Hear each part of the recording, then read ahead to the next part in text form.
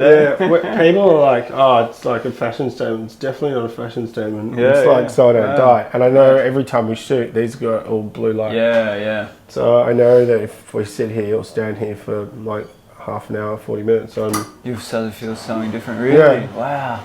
That's so interesting. It's just a brain imbalance. As you know, I don't already have one, but that's just an extra one that I can manage. Wow, that is so interesting. So actually, the light is like changing things in there. That's interesting. But it's only happened. My dad had to wear really thick glasses when he got past 40, and so maybe it's like the same thing. Yeah, he had to wear really super thick lenses. Yeah.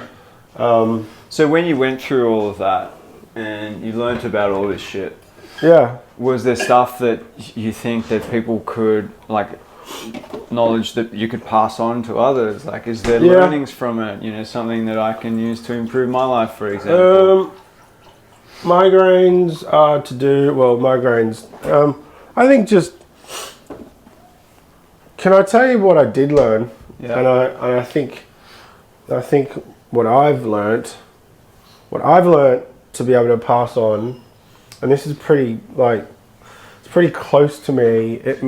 For me to work and do sport at such an intense level, I know that when it comes to Saturday, Sunday, even though I work 7 days a week, but when it comes to, like, knowing how far you can go, I definitely have my limit now. You know it. Okay. I know how to get my ducks in a row through the week. By means mental health, being grounded, sport, work, friends, family, all that stuff needs to be a balance. And that's what's really important to my well-being. Which means if I've gone out and committed to a challenge, I know how to balance the rest of my week, month, whatever. So if I'm flying a lot for work, then I know that other things I'll have to do to keep that balance. When I'm doing loads of sport, I know how to, and so I think you're becoming a pointy tool. Yeah, that's right. It makes me... points in different directions at different times. Yeah. Can I drink this, or that's yours? No, it's me. I'll make you another one if you want. I just don't want to get cold. And I got you some bagel here. Oh, sweet. I know what you mean, man. Like, I can get... There's a jumper over there. No, I'm good. In the lead up to the swim on Sunday, like, I was kind of following, a similar approach. Like, I knew the thing that I had to do through my week and where I would make sacrifices. With the normal things that I would do during the week. Like, the reason, I could give up some things that I would normally do, whether it was like stay up late on a weekday, or it was go have a couple too many beers. Which is totally I'd have a reason to not do those things. Like, I'd have a reason to sacrifice my norm because I had that goal of the swim. And that's kind of like what I'm hearing from you as well. You, at different stages of your life, you have some kind of objective for the next 4 or 5 months, and it trumps all of those essential things. And you can't stop yourself from wanting to hang out with friends and drink and all that sort of stuff. That's kind of part of the recipe as well, isn't it? That's part of the balance. Absolutely. So I just know when someone says, thank you. When someone says, you got to go and do 90-hour week. I'm like, okay, if I do 90-hour a week, what other things do I need to do that are in my week so that I don't or not do, so that I don't lose my shit. Because that entire balance piece, try that. Try it there. Sorry, I got my Corona shot. That's all right.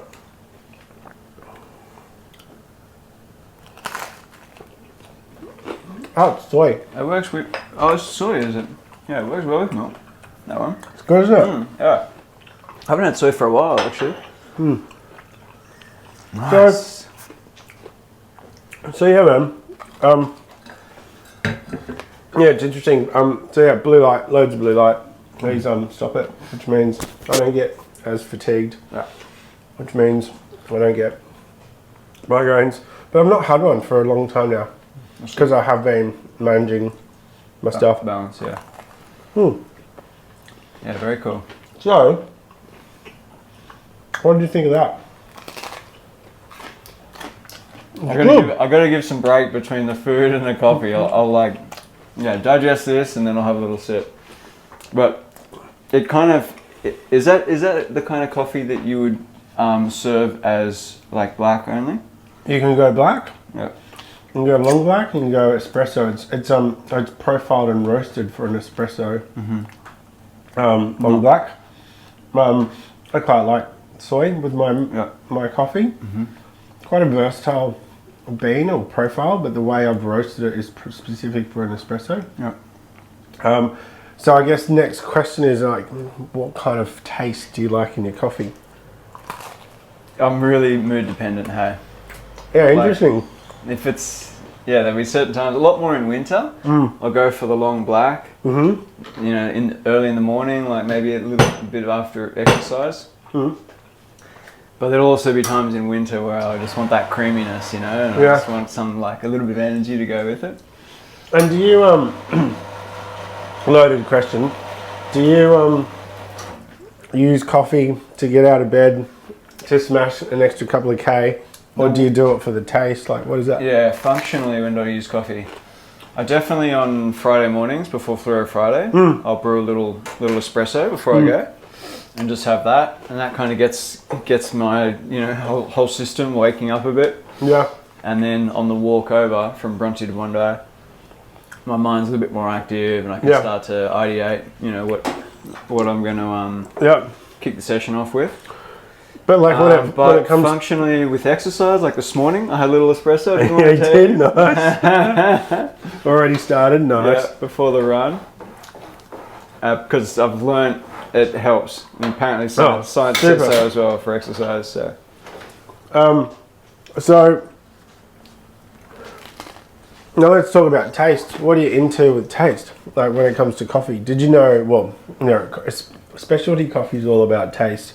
Yeah. The farm, bigging up the farm, how they grow it. So there's obviously very different taste profiles. Like, yeah, I think you're gonna have to teach me a lot here, because my spectrum of like palate is either I don't like it or I don't not like it. So you'll have to really educate me. Let me tell you some of the profiles that I've bought, and I've been collecting obviously coffee. And what gets me right from the beginning of different types of profiles. So for example, we released this. You can have this if you want. We released this for a company. We helped them release this product, but it tastes like whiskey in a can. Whiskey, oh my god, that's cool. Right? Yeah. So when it comes to specialty coffee, it's all about the flavour. Yeah. So this is a single origin. There's no alcohol in here, but it tastes like whiskey. Yeah, okay. That's cool. Right? Yeah. So then you start thinking about different taste profiles of different coffees that have. Cool. We'll crack that if you want. Otherwise, we'll have it later. Opening. Yeah, I'd love to try some, but very cool. It's a summer thing. Do you want some? Yeah, I do. All right, let's try it. Yeah, I would be smashing this sort of thing in summer. Yeah. So I'm different, like different moods, different occasions. Yeah. So even on a warm day, like in winter, the last couple of months, I've gone down to the cafe and they do a pretty good just iced latte. It's a big tall one, touch of milk. So, I mean, this has been purely, this has been made for the forces. Yep. So the guys that we're working with are working with the guys in the army. Because, when it comes to dry environments, these guys, working 16, 20-hour days in dry environments, like, what do? Yep. You definitely want to, pop a tinny. Oh, it's actually fizzy. Yeah. Sick. Yeah, pour it out.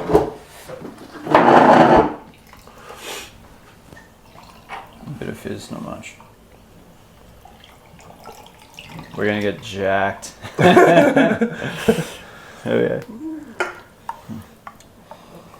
Whoa, it fucking tastes like whiskey, hey? It smells. But it doesn't taste like it. It sort of does. Yeah, it does, hey? It does not taste like your regular iced coffee. That's crazy. Because it's a single origin. There's no preservatives in here or anything. So we have just canned all our profiles. Like whiskey. How good, right? That's really cool. Specialty coffee. Can you buy this one? Yeah. I'm going to their site, 254coffee.com.au. Okay. And Australian company? Australian company. So for the troopers, by the troopers, for the troopers, single origin. So they've got a rum and a whiskey. So we launched this Anzac Day to obviously close the gap around, who's just inclusion around, these guys that are dying yesterday, who's looking after those? Because we go to Anzac Day and it's, we're celebrating and paying our respects to the guys, 100 years ago. Yeah. Who's doing it now. So this is a initiative by the guys at 254 to close that gap. Yeah, that's cool. And it's quite cool, right? To reconnect the real story. Because I think a lot of the time, like, we celebrate Anzac Day more and more to party. Correct. Rather than for the actual story of it. Yeah. And people are forgetting it and losing it. It's by no fault of just time passes. But it's good that we can kind of reconnect to the original story with little newer kind of younger kind of images, like this. Yeah, so it's not just Anzac Day, but it's these dry environments. You could be religious, you might not be drinking. As you know, Rochelle's dry, 9 years. These types of non-alcoholic, no preservatives products are definitely making a massive impact or massive, dent in the market now, because kids these days don't want to be drinking. They don't want to be drinking booze. They don't want to be, drinking, Red Bull synthetic drinks and all that sort of stuff. Yeah. And as parents, you kind of don't want to give them that sort of stuff. So this is a product which is it's not even flavored. It's actually the bean. So when we talk about specialty coffee, this is grown a certain way. This is grown at a certain altitude in a certain region that infuses, like the soil infuses this coffee to taste like that, which is like amazing, right? Yeah, it's like wine. Yeah. And so one of the big problems I've got with, specialty coffee is that we go out to, a bottle shop and spend $50, $100 on a bottle of red wine, but we won't do that with coffee. Yeah. And it's grown the same way, and it's given the same amount of love, all that sort of stuff. This is a really cool product. Yeah, I like it. So the question to you would be... I can still smell it off your glass, actually. Yeah. Question to you would be, where would you buy this? Where would I sell it if I owned the brand? Yes. That's the question, right? Yeah, definitely bottle shops. Rochelle does not go to a bottle shop. Doesn't drink. Yeah, but you get like the situations where people drink socially. At some point, someone in that social group is going to go to a bottle shop. It might not be Rochelle, but they might buy it on behalf of Rochelle, or they'll mention it to her. Okay, so then... And then, like, you need a couple of different places to sell it, right? You're going to have it at the bottle shop because you want people to associate, like, with their strategy. But you're going to want it somewhere else as well that's a little bit more accessible. Hopefully you get into a big store like Coles or something. Right. Yeah. So where would you go in that store? I think just like in the regular cold drink, like single-use cold drink the fizzy section. drink section or the soft drink section, right? Yeah. There's iced coffees, like single-use iced coffees in those stores. Yeah. So, interesting. I mean, everyone says the same sort of thing, but I think it's a lot to do with the education piece around. Did you know you don't have to drink? Yeah, Did it's you a hard one because as soon as you line it up with all those other fizzy drinks, you make it harder for yourself to differentiate it. Because that's why you need it in a weird place like a bottle shop. This is all natural. There's no preservatives. It's not. Exactly. It's obviously fizzy because it's got nitro in it, but there's no alcohol in it either. So it's weird.